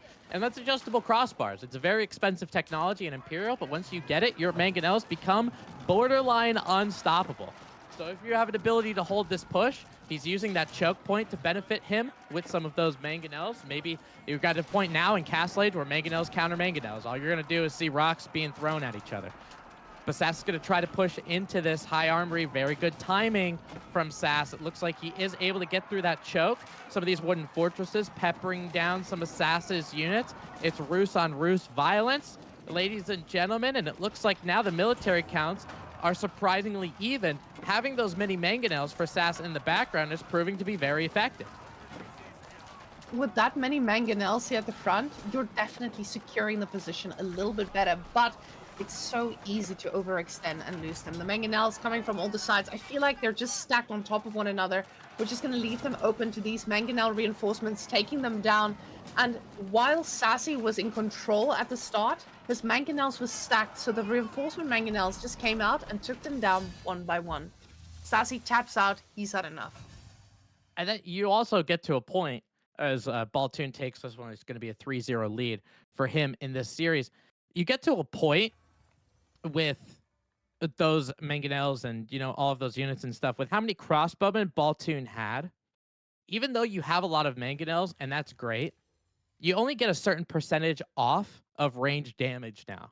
as how Mhm. this kind of plays. So the mangonel has an 85% damage reduction in range, but if you have a lot of crossbows, you're still going to be able to hit through and maybe pound those mangonels down. It looked like Baltoon did a good job of doing that as well. Baltoon definitely responded well. Like you said in the mirror, he looked at what Sassy was doing. He realized, okay, you were on 2TC for a bit more. I need to take a risk. And he pulled back when he needed to. I felt like there was a point when Sassy was so close to doing well and taking Baltoon down with those mangonels because he did snipe quite a few of them. And the thing is, the reinforcements were just closer. And when they're that close, it's so hard to just close in on a fight like that. Yeah, it's pretty interesting to see a Roos mirror nowadays. You know, I think based on what I saw from the SAS at this point, if somebody's going fast castle, you're trying to counter that kind of with a 2TC. It didn't seem like the payoff was worth it. You know, it was a little bit more delayed. So yeah, he had a little bit of a villager count. He looked to kind of steamroll that in a military Hmm. value, and he did have a military value lead in the beginning, but once you start to push into a base, right, and you're dealing with fortified palisades and fortresses and all of this stuff, you're going to need a lot more than just a little bit more military. You know, Now, probably going to need stuff like trebuchets, take them down from a distance instead of running in there. that is a very good point. I think a trebuchet could have changed that very early on because we did have that pushing castle, and trebuchets were pretty much available. And running your whole army into the TC may have definitely been a little bit of an overextension. And I think that's something signature of Puppypaw. I feel like Puppypaw is very confident when he goes into when he goes into that second TC, he's ready to take it down. We have Zushi and Abbasid. Ooh, Mm. we have Zushi and Abbasid. Ugh. Whoa. Okay, sorry. That was dramatic. The for this for this game number 4, I mean, these are obviously like some of these civs that are very reactive and boomy and all that kind of stuff. But Mm. does this Zushi fast castle play and going in for lancers and stuff for how quickly they're able to do it? Is it pretty effective against an I Abbasid, do you think? I feel like against Abbasid, the thing. Okay, yes, but we saw this earlier a little bit, right? We saw that when Vortex does it, you just make units and you're okay. It wasn't exactly the same matchup, but I felt like it had the same pattern here. Abbasid going for a lot of units to deal with that Zushi fast castle, you could potentially deal with most of their units. So I don't know. I just don't think Abbasid 3TC is the answer here. That's probably the only thing I'm counting out in this case. Yeah, I mean they can't do it, right? I mean, Abbasid, if you're gonna pick somebody who goes for a 3TC, you're gonna do it. God bless you. As she she was very nice to mute herself before having a nice sneeze. So yeah, I mean, I could definitely see that if Abbasid goes for like a second TC or something like that. Um, a lot of the times, just because of how fast the Zushi can do it. You know, we talked about Mhm. this in previous series, right? Just getting those Castle Age units up, and for how quickly you're able to do it. Like honestly, if anybody in chat blinks, you're gonna miss Feudal Age for Zushi. It's so impressive for them to do it. So hopefully, just because of you having that technological superiority, is that going to beat whatever boom the Abbasid has? Maybe you don't let those TCs pay off. You get some See, relics to kind of soften the blow a little bit, you know? I I just feel that Zushi has a lot of plays here. And what we saw earlier today is they didn't just go for the Bold Boys build with a lot of monks all around. We got some diversity, which I think is now one of Zushi's biggest strengths we see here. And we see a little bit of a speed up. And on the right, on the bottom here, we see Sassy is on red, and it's very nice with the gold. One on gold. Zushi's legacy, he can do a lot of different things, but we have caught up, and now normal speaking speed can resume. Sweet. That was awesome. Uh, and Baltoon going with the Abbasid dynasty has a nice little stone outcropping all the way in the back of his base. Baltoon, you're paying these devs too much to make these spawns for you. Gold rather in front, however. So you have the ability to, if you want to go for a town center, that stone is going to be relatively safe. And obviously, with the economic wing for the Abbasid dynasty, we all talk about it. We all either love it or really hate it. I'm more on the side of hating it. I don't know about you. Now, I think against an opposite player, I love when they go ecoing. When I see a second TC from an opposite, I see a victory because I know that I can destroy it. And that's the great thing about opposite. If they go for a second TC, most of the time you can match them. I mean, I play pretty cheesy civilizations. So I don't get to make a tough call here. But Sassy on Zushi, I feel like he has the same answer. It doesn't matter what Boltoon goes, there is something he has an opening for. I just don't know if the pure counter of I don't know. I feel like a lot of players feel that opposite counters Zushi, but we see the eco wing, and does that mean we're gonna be getting a few TCs? And I'll tell you what too, with the economic, I mean, yeah, we're gonna see some kind of economic prowess come out for the opposite, like they do so well. But taking a look at his base here, you have those wood lines that are a little bit in front. It could prove to be maybe a little bit troublesome if they have the ability, but you could wall in the middle. He has a very wallable base, because he has that mountain range on the northeastern side as well, giving him a little bit of problems there. The SAS line of meditation gardens, Cal obviously does not like that choice. He would rather buy the wood and the gold. And I understand that. I do. That's a good meditation garden spot. Regardless, you're going to be able to get up there as quickly as possible, only with 2 villagers, just because Zushi builds a little bit faster. And that castle age is just that little bit cheaper, like we talked about in a previous series. Now, what makes Zushi's meditation garden so strong, I think, is usually when it hits a little bit of stone as well, because it does put you in the driving seat when it comes to getting upgrades, possibly thinking about a second TC, which we haven't seen just yet, but they do get a little bit more diversity with that. So I feel like with Sassy getting the meditation garden there, we're going to be seeing some aggression with that little bit of extra resources that comes out of it, which is probably a good choice when you're playing against a 2 TC opposite. Now, this is the one strategy that I mentioned that I think is going to be a little bit hard to survive against when you're opposite. Going for multiple TCs is probably going to be the hardest thing to do when you're playing against Zushi. Yeah, Who and goes fast castle. we kind of saw Baltoon do a pretty good hold in a prior game, right? When he was playing the Malians. So I have a feeling, although, he is going for stone a little bit now, is he going to be adding some kind of military production building, just to kind of make sure that he can stabilize a little bit? Going to add a barracks with some spearmen. That could be a viable option. Maybe even if he does get that second town center, he gets that or that food going, excuse me, the way that he should. Maybe there's some camel archers that come out that can debuff some of those camel or those castle age lancers. So there's a lot of opportunities. There's a lot of abilities that he could choose to do. And I see with Boltoon only going for the second TC, this might be the key here. Going for that second TC, it is dangerous, but you are still able to make some units. And I know the Beastie is quite a big fan of this, and knowing that Beastie is the one coaching him, I can see this being a call by the man to keep going quite aggressive while being on 2TC against this fast castle. Now, as long as the units that SAS pushes out doesn't get any damage done, I was about to say, but now we are getting archery ranges. Ladies and gentlemen, the Jugunu Pain Train is in session, and I hope you guys are ready because this is going to be difficult to defend. But that TC was not placed greedily. I feel like Baltoon placed it in a very responsible area, and he might be okay. He just needs a few minutes for this to pay off. Yeah, and it's gonna depend on how good Sass is at pumping Zugnu out. I mean, obviously he has a lot in the queue already.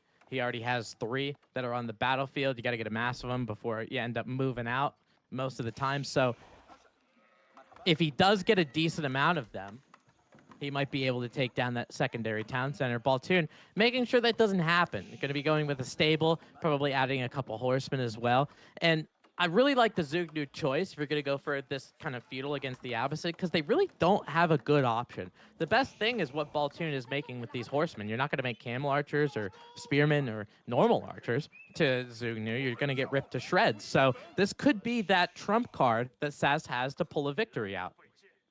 The problem with these Jugunus is they need to be at exactly the right time. The second TC, Sassy needs to move these very carefully. I feel like him taking down the second TC is going to be key here, right? But with the gold that Baltoon's getting now, this is possibly the only gold he's going to be getting for a while. Because once these start pushing, I don't know if he's ever going to get that back without pulling out some major stops here. He's floating quite a bit of wood now, so we'll see what the man is going to make. But the horsemen, like you said, the horsemen are going to come out here.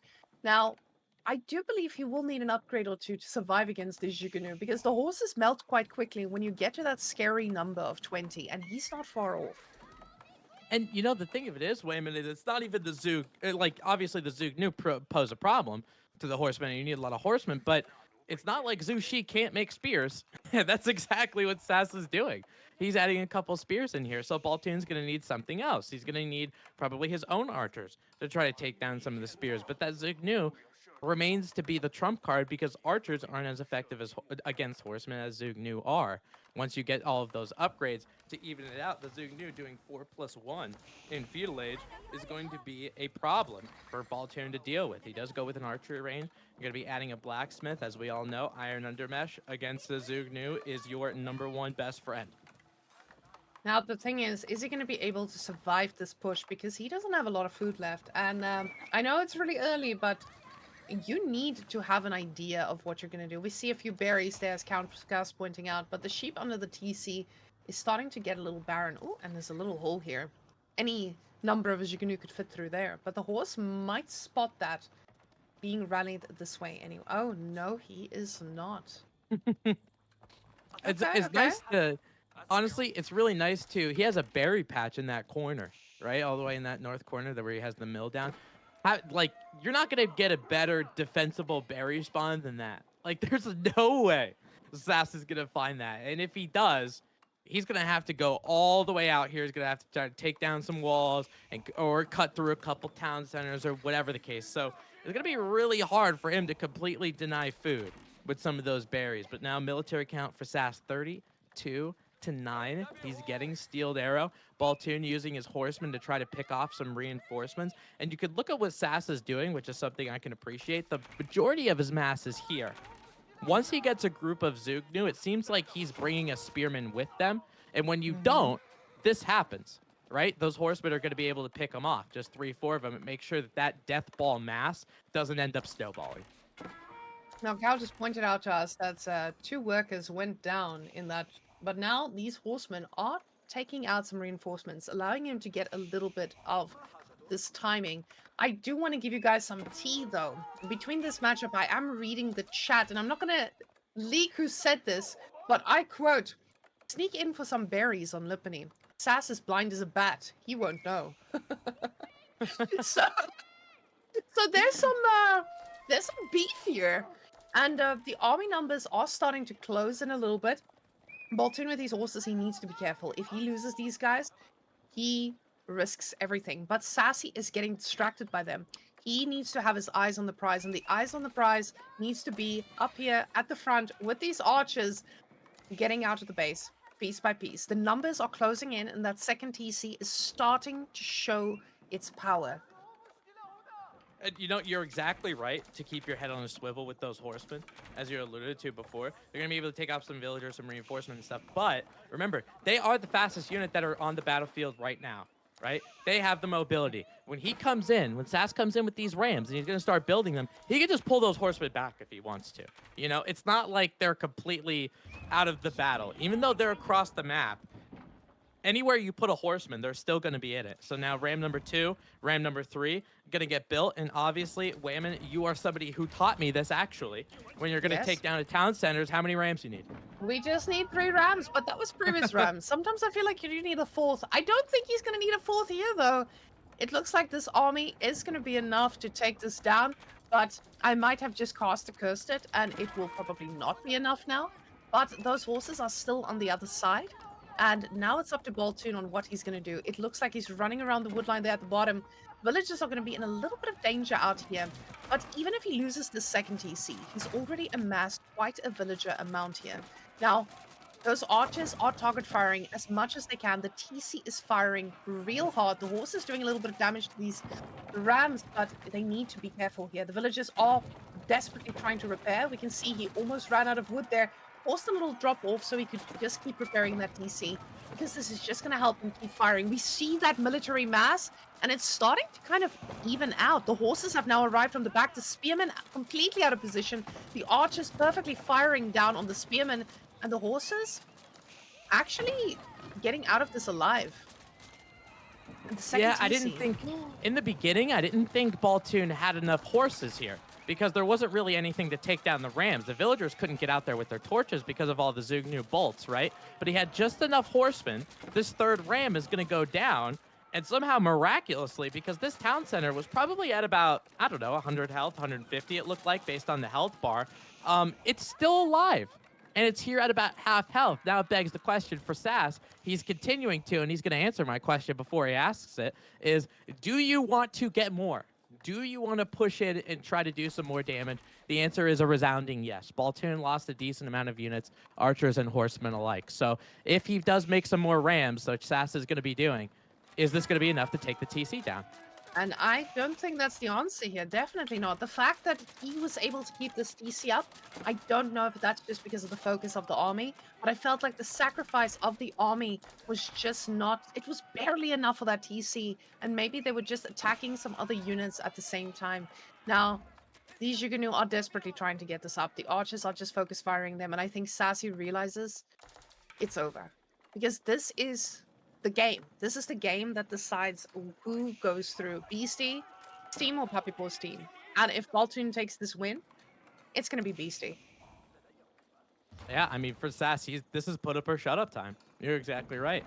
I mean, Baltoon, he's still trying to cue some archers. Looked like there was a little bit of struggle on military production, but Sass is continuing to go. I mean, military count 35 to 26. You can see, even though the Abbasid has economic wing, they're able to pull off a second town center very well. It doesn't necessarily mean that they're going to have an equal military. But the macro that Baltoon has, look at how many resources he has in his bank right now. With everything that he's doing the repairs, he's getting all of the archers that he needs to, while doing some of these villager kills on the backside. Sass is trying to get some idle time over there with Baltoon's villagers, but also Baltoon's doing the same thing. The problem is now he's done this with 3 rams, and now he's standing at the front lines thinking, okay, maybe if I do it with less, it'll work. But the problem is, Abbasid is on 2 TC. Their 2 TC has paid off. We see that. That's 21 villages in the lead. Baltoon is waiting for this to be engaged into his TC. He gets a few arrows from that TC that's garrisoned, and a lot of kills on those Yuganu because they're just taking the fire for free. Now, he does move out. He feels a little bit more confident. We see the army moving out. Cow looking at the gold. The army is caught. And the Yuganu do make the horses look quite squishy, though. Yeah, they kind of do for how few they are, right? It's just like the ranged mass are just lining up and shooting at each other, essentially. Horsemen trying to get in just a little bit, not going to be as effective because there's only about 3 or 4 of them. Now there's 6 total on the battlefield, so maybe a little bit more. But time is running out for Sass. We're at 15 minutes into this game.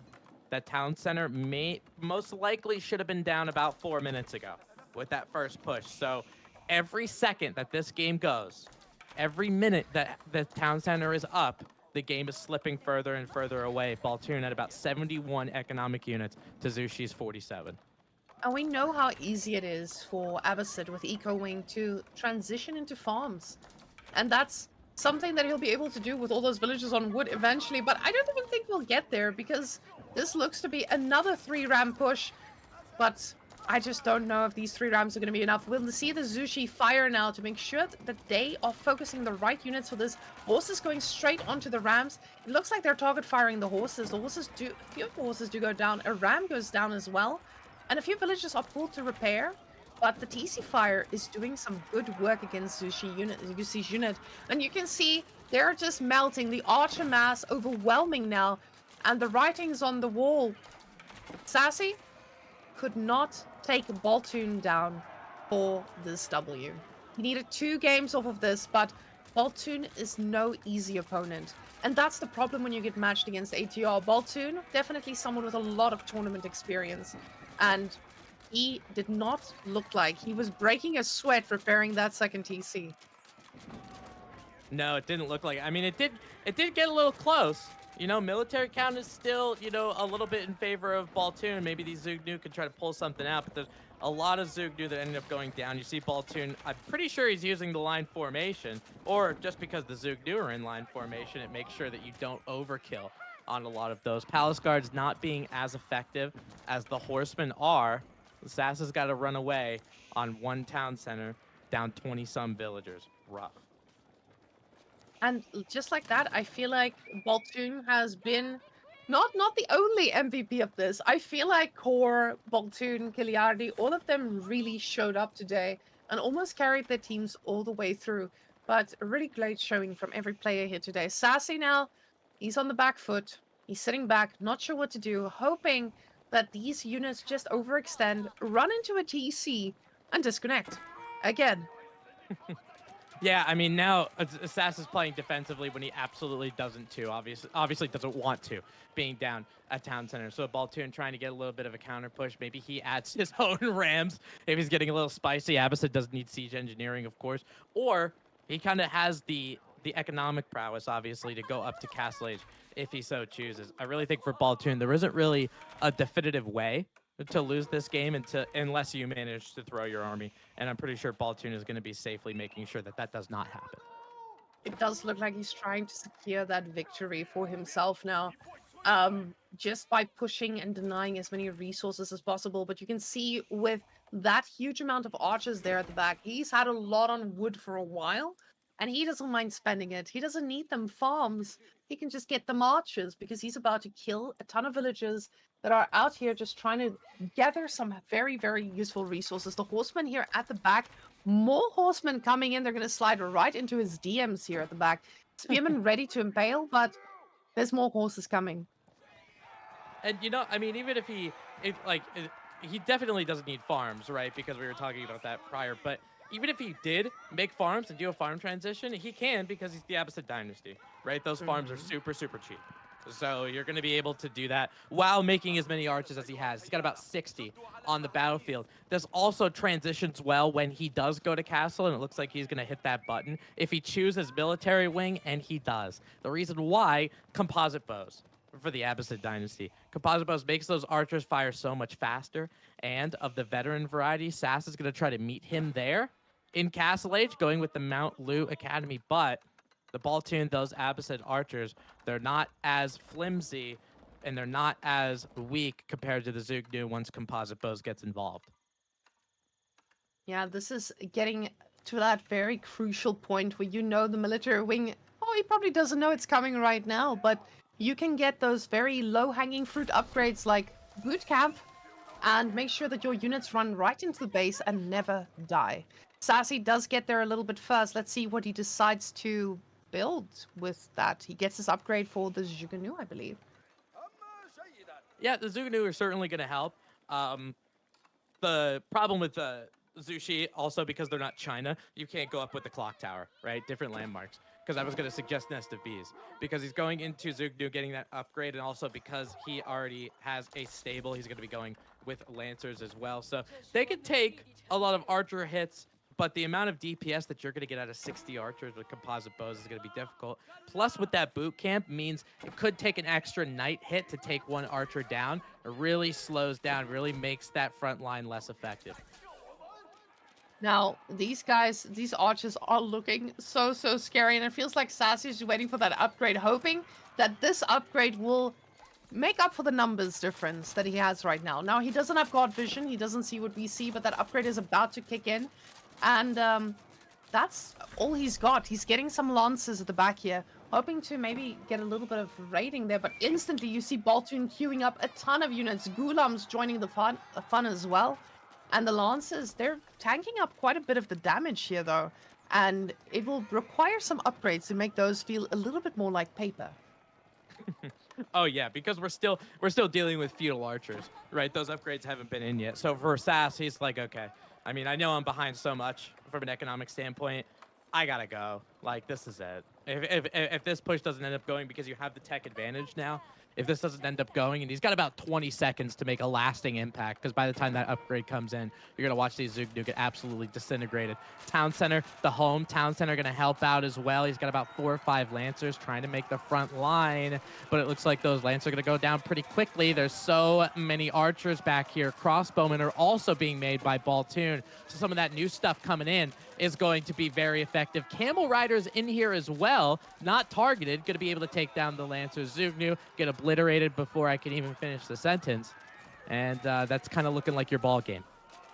And that's the problem. Those archers just got their upgrades as well. It looked real nice as they were just pulling out those big bows and now making sure that they solidify the game. Sassy calls it, and that's going to be the final game of today because Sassy needed to win this and the next one for their team to have a chance to go through.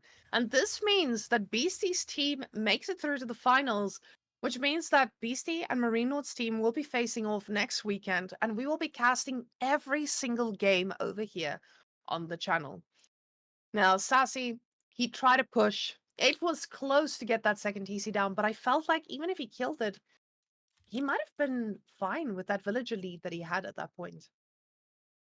Yeah, I mean, it was kind of like a point of no return from Sass after that first push, and that's kind of that's the all-in mentality, right? That's what you have to do when you're playing against an Abbasid dynasty like that. You have a really good feudal age unit with the Zook new. I think it was Sass's best attempt at trying to cull the economic structures and all of the fertile crescents and the foodstuffs and all of the things that the Abbasid dynasty is able to do. You just don't let them get there. But Sass just ended up Mhm. coming up just a little bit short.